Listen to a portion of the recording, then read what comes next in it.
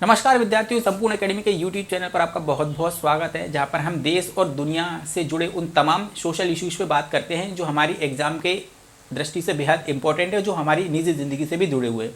तो आज हम ऐसे टॉपिक पर बात करने वाले हैं जो भारत की सैन्य शक्ति से संबंधित है। तो आइए हम शुरुआत करते हैं।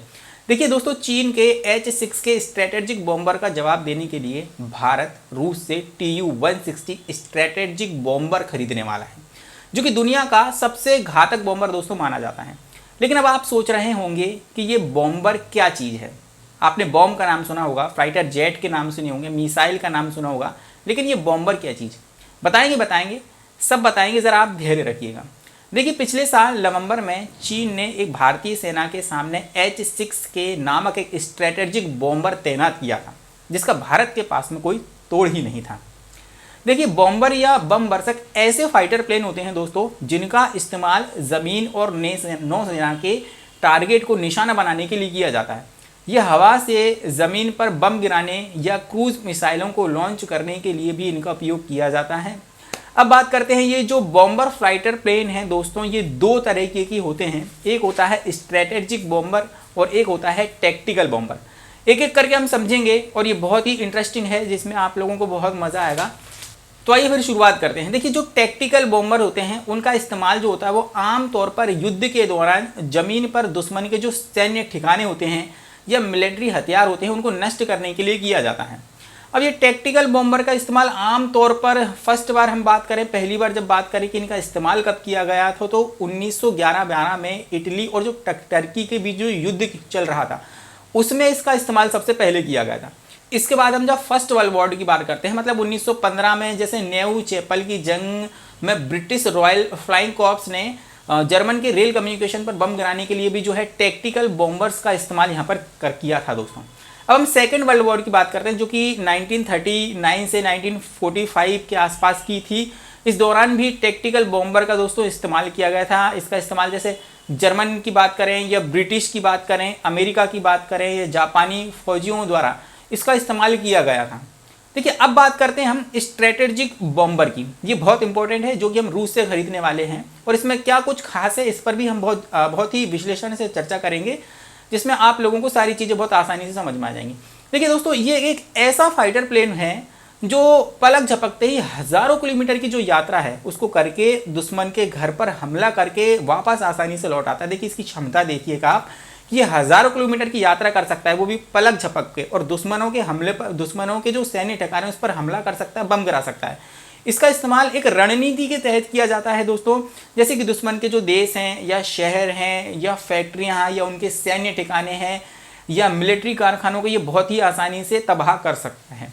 आपने इसी साल रूस और यूक्रेन के बीच जो युद्ध चल रहा है, तो यूक्रेन के शहरों पर जो हवा से बम गिरते हुए विमानों को देखा था, जो रूसी विमानों को देखा होगा, वह है ना, एक तो स्ट्रेटेजिक बॉम्बर ही थे। अब स्ट्रेटेजिक बॉम्बर का जो पहली बार इस्तेमाल किया गया था दोस्तों, वो फर्स्ट वर्ल्ड वॉर के दौरान 6 अगस्त 1914 को जर्मनी ने बेल्जियम शहर पर किया था। सेकेंड वर्ल्ड वॉर की भी बात करते हैं हम, 1939 से लेकर 1945 के बीच में जो सेकेंड वर्ल्ड वॉर के दौरान भी जो पोलैंड है, ब्रिटेन है या सोवियत संघ के जो शहर हैं उन पर भी हमले करने के लिए स्ट्रेटेजिक बॉम्ब का भी इस्तेमाल किया गया था।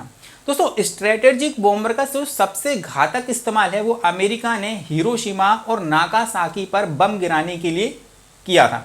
अब आप जानते हैं कि जो है हिरोशिमा और नागासाकी पर बम गिराए गए थे 6 अगस्त और 9 अगस्त 1945 को ये बम गिराए गए थे। तो आइए अब जानते हैं कि जो रूसी बॉम्बर Tu-160 है वो इतना खास क्यों है।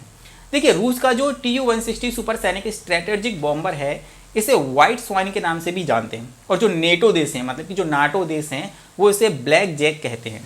दोस्तों, ये जो स्ट्रेटेजिक बॉम्बर है, यह आवाज़ की गति से भी दुगनी रफ्तार यानी कि मैक 2+ स्पीड से चलने वाला दुनिया का अब तक का सबसे बड़ा फाइटर प्लेन है।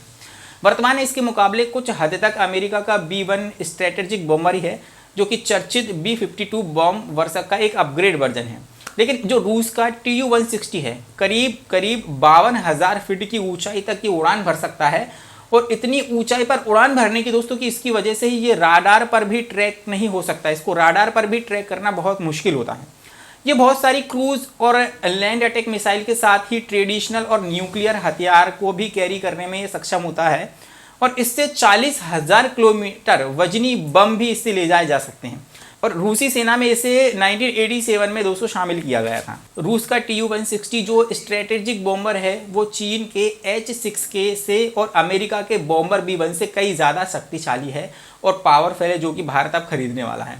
चीन का H-6K बॉम्बर यह भी अमेरिका की दोस्तों मदद से बनाया गया था, जो रूस के Tu-160 के कंपेरिजन में कम शक्तिशाली है। अगर भारत ये स्ट्रेटेजिक बॉम्बर खरीद लेता है तो भारत की सैन्य शक्ति और भी ज़्यादा बढ़ जाएगी। अब चीन के भारतीय सीमा के पास में बॉम्बर तैनात करने के उकसावे भरे कदम के बाद ही भारतीय एयरफोर्स को स्ट्रेटेजिक बॉम्बर खरीदने की ज़रूरत महसूस हुई थी। अब जो Tu-160 है, इसके ज़रिए भारत चीन को कड़ा संदेश ये देना चाहता है और यही वजह है कि भारत Tu-160 खरीदने की तैयारी में है।